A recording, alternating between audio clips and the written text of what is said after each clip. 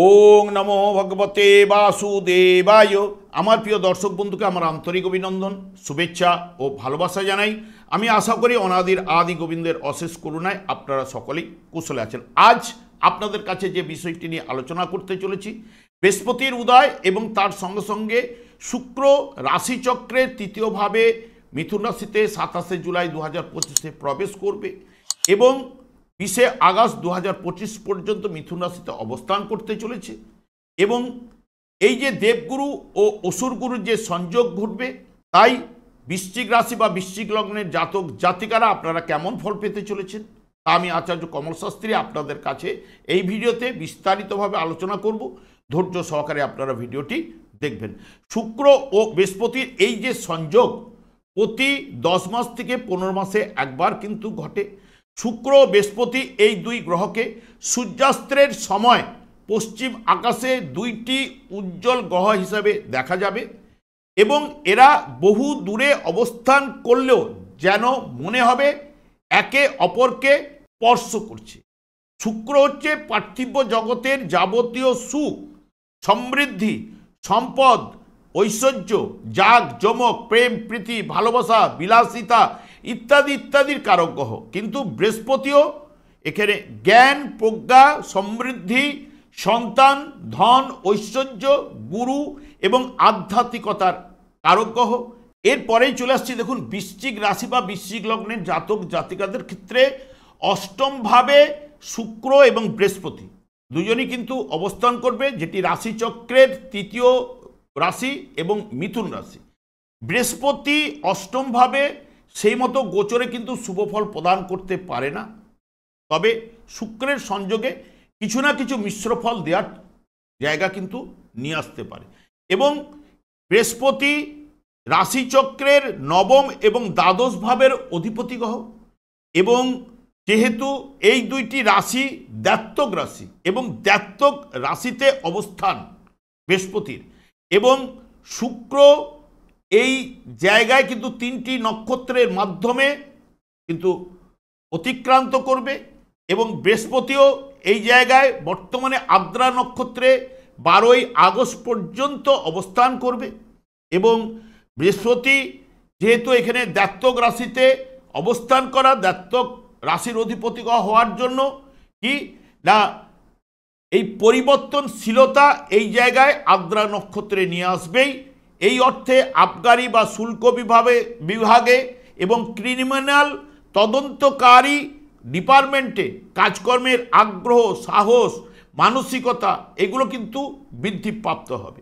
এবং বিশেষ করে যখনই নিজের নক্ষত্রে প্রবেশ করবে, নিজের নক্ষত্রে প্রবেশ করা মানেই রাশিচক্রের তো এমনিতেই নবম দ্বাদশ ভাব, যেহেতু জ্ঞান, বুদ্ধির এগুলো নির্দেশ করে বৃহস্পতির মাধ্যমে, এবং বৃহস্পতির তৃতীয় ভাবে রাশিচক্রে অবস্থান করা মানে তৃতীয় ভাব এই বাহুকে আমাদের নির্দেশ করে। তাহলে লেখালেখির ব্যাপারে সফলতা কিন্তু আসবে এবং গবেষণামূলক কাজকর্মে মানসিকতা কিন্তু বৃদ্ধিপ্রাপ্ত ঘটবে। অকাল সায়েন্স, আইন বা প্রশাসনের কাজে মানসিকতা বা দক্ষতা কিন্তু অতি অবশ্যই বাড়বে এবং জাতকের মধ্যে প্রতিভার বিকাশ কিন্তু কিছু না কিছু ঘটবেই এই জায়গায়। এবং শুক্র প্রথমে কিন্তু মৃগশিরা নক্ষত্রে ঠিক 31শে জুলাই পর্যন্ত অবস্থান করবে, 27শে জুলাই থেকে এই জায়গায় প্রবেশ করবে। এমনিতে এটা তৃতীয় ভাব, তাহলে হাতের কাজের উপর দক্ষতা বৃদ্ধিপ্রাপ্ত ঘটবে বা কম্পিউটারের উপরে ন্যাক কিন্তু যাবে, যেহেতু মঙ্গলের নক্ষত্রে। মঙ্গল হচ্ছে রাশিচক্রের প্রথম এবং অষ্টম ভাব, শুক্র হচ্ছে দ্বিতীয় এবং সপ্তম ভাব, তার উপরে ন্যাক যাবে, যেহেতু মঙ্গল শুক্র বৃহস্পতি যুক্ত এবং এখানে বুধের ঘর। এবং ছোটোখাটো ভ্রমণের জায়গাও কিন্তু নিয়ে যেতে পারে, তীর্থে ভ্রমণও করাতে পারে এবং ভাই বোন আত্মীয় পরিজন এবং এদের সঙ্গে সুসম্পর্ক এবং একাধিক প্রণয়ে মঙ্গলের নক্ষত্রে কিন্তু জড়িয়ে পড়ার সম্ভাবনা কিন্তু দিতে পারে। এবং শুক্র যখন আদ্রা নক্ষত্রে প্রবেশ করবে, বৃহস্পতিও কিন্তু আদ্রা নক্ষত্রে, এও শুক্র আদ্রা নক্ষত্রে 12ই আগস্ট পর্যন্ত থাকছে, বৃহস্পতি 11ই আগস্ট পর্যন্ত আদ্রা নক্ষত্রে থাকবে। এই যে দুজনেই আদ্রা নক্ষত্রে থাকা মানে শুক্র এই জায়গায় বুধের ফলটা কিন্তু নিয়ে আসবে। তখন দেখবেন নিয়ে আসার জন্য ইলেকট্রিকের উপরে দক্ষতা বা কাজকর্মের আগ্রহ, মানসিকতা এগুলো কিন্তু বৃদ্ধিপ্রাপ্ত হবে। কম্পিউটার মেরামতির কাজে সাহস, আগ্রহ, মানসিকতা কিন্তু বাড়বে। ব্যবসার সুবাদে আয় কিন্তু আপনাদের বাড়বে, তবে কর্ম করলেও মনের চাহিদা মিটবে না যেহেতু রাহুর নক্ষত্রে থাকায়। তবে আপনাদের যদি মাসি পিসি কেউ যদি থেকে থাকে, রাহু সাধারণত এই আদ্রা নক্ষত্রের দ্বিবিবাহের যোগটা কিন্তু নিয়ে আসে। শুক্র এই জায়গায় যখন বৃহস্পতি নক্ষত্রে প্রবেশ করবে ঠিক 13ই আগস্ট থেকে 20শে আগস্ট পর্যন্ত, তখন এমনিতেই জ্ঞান অর্জনের দিকে লক্ষ্য যাবেই এবং বিজ্ঞান বিষয়ে মনোনিবেশ থাকবে। এই যে গবেষণা অষ্টমভাবে যেহেতু অবস্থান করছে, এগুলো বিজ্ঞান বিষয়ে মনোনিবেশ করবে। জ্ঞানের জন্য বিদেশে গমন করতে পারে।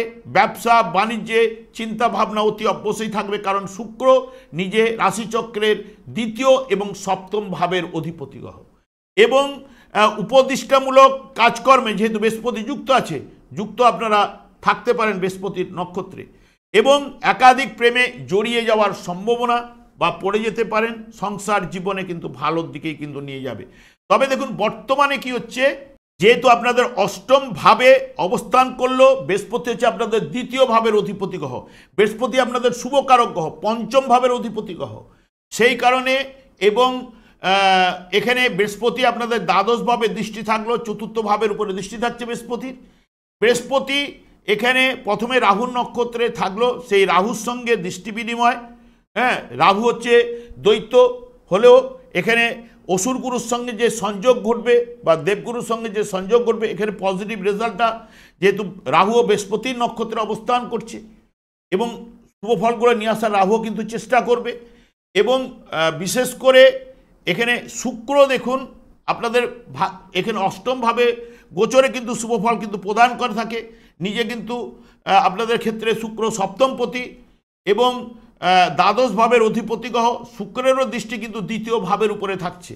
তাহলে এই জায়গায় বৃহস্পতি সাধারণত এখানে যেটা নির্দেশ করছে, যে নক্ষত্রের মাধ্যমে প্রবেশ করবে বৃহস্পতি এই জায়গায় পরিবারে কারো না কারো, যেহেতু 7মের 2য়, তাহলে পরিবারে কারো না কারোর অসুখ বিসুখে কিছুটা চিন্তা থাকতে পারে বা একটু আশাহত বা দুঃখ পেতে পারেন, বা যেন মনে হবে ভবঘুরে জীবন এই জায়গাটায় গোচরে যেহেতু থাকার জন্য বন্ধন, ভয় এবং তীব্র শোক বা উত্তরাধিকারী সূত্রে সম্পত্তি বা অর্থ লাভ কিন্তু নিয়ে আসতে পারে। এবং পথক্লেশ এইগুলো কিন্তু সাধারণত বৃহস্পতি গোচর থাকাকালীন এই জায়গায় ঠিক আপনাদের থেকে 8ম ভাবে থাকার জন্য, কিন্তু অন্যান্য জায়গায় যে আপনাদের 2য় ভাবের নির্দেশক, 5ম ভাবের নির্দেশক হওয়ার জন্য এই জায়গাগুলো থেকে শুভ ফলগুলো পাওয়া যাবেই। অর্থের জায়গা বাড়াবার চেষ্টা করবে, এই 5ম মন মানসিকতা প্রেম পেতে কিছুটা জায়গাটা পজিটিভ, কিন্তু 8ম ভাবে গোচরে যাওয়ার জন্য কিন্তু শুক্র যেই না যুক্ত হবে, যে বৃহস্পতির কিছুটা অশুভ প্রভাবকে হ্রাস বৃদ্ধি ঘটাবে। এবং আবার বৃহস্পতি যখন নিজের নক্ষত্রে যাবে, তখন এই যে 2য় 5ম ভাবের ফলটা বেশি করে তুলে নিয়ে আসবে। তবে শুক্র 8ম ভাবে গোচরে শুভফল প্রদান করে থাকে। সম্পদ বৃদ্ধি, আশাতীত লাভ, বিপরীত লিঙ্গের সঙ্গে নিবিড় সম্পর্ক, ভালোবাসা, এবং এই সময়ের মধ্যে যদি ধন এবং ভাগ্যশালী স্ত্রী লাভ করায়, এই যদি তাদের ক্ষেত্রে স্থাবর সম্পত্তি লাভও কিন্তু নিয়ে আসে। প্রভাব প্রতিপত্তি লাভ, গবেষণামূলক সাফল্য, ব্যবসায় লাভ, দাম্পত্য জীবনে আনন্দ এবং তার বাতাবরণ কিন্তু এগুলো নিয়ে আসে, যেহেতু 7মের 2য় ভাবে অবস্থান করছে। তাহলে তার অর্থের জায়গায় বসে রয়েছে অপরেন পার্টির। শুক্র এই জায়গাটায় শুভ ফল অতি অবশ্যই প্রদান করে। তবে শুক্র এখানে রাহুর নক্ষত্রে যখন থেকে যাচ্ছে 1 আগস্ট থেকে 20শে আগস্ট পর্যন্ত, এই জায়গায় আরও বেশি অতি শুভ ফলগুলো দেওয়ার চেষ্টা করবে। এখানে হঠাৎ লাভও নিয়ে আসতে পারে, যেহেতু রাহুর সঙ্গে সংযোগে হঠাৎ লাভ, রাহুরও 5ম ভাবের উপরে দৃষ্টি থাকছে। এবং এই জায়গায় যেহেতু মানে লাভ ভাব জায়গায় হচ্ছে লাভ ভাবের অধিপতি বুধও কিন্তু এখানে সংযোগ না ঘটলেও, যেহেতু বুধের ঘরে বৃহস্পতি শুক্র যেহেতু বসে রয়েছে, সেই কারণে কিছু না কিছু মিশ্র ফল হলেও উঠে আসবেই। তবে বৃহস্পতি এবং শুক্রের যে সংযোগে চরম সাফল্য ও সৌভাগ্যের বিকাশ কিন্তু ঘটাবার জায়গা কিন্তু নিয়ে আসবে।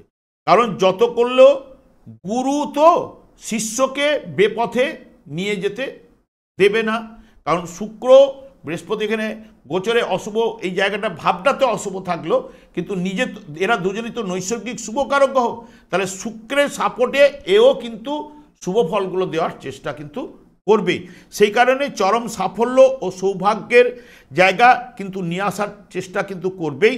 অর্থ সম্পদ এবং জীবনে সুখ এবং গুণবতী স্ত্রী লাভ এই জায়গায় কিন্তু করায়, এবং উদার, সৎ, বুদ্ধিমান, এবং ভদ্র, কর্তব্যপরায়ণ এবং দৈবে বিশ্বাস এবং ঈশ্বরের উপর বিশ্বাস, এইগুলো, কারণ যেহেতু গুরু তার শিষ্যকে এই জ্ঞানগুলো মানে ঈশ্বরের প্রতি ভক্তি বা এই জ্ঞানগুলোই কিন্তু প্রদান করবে।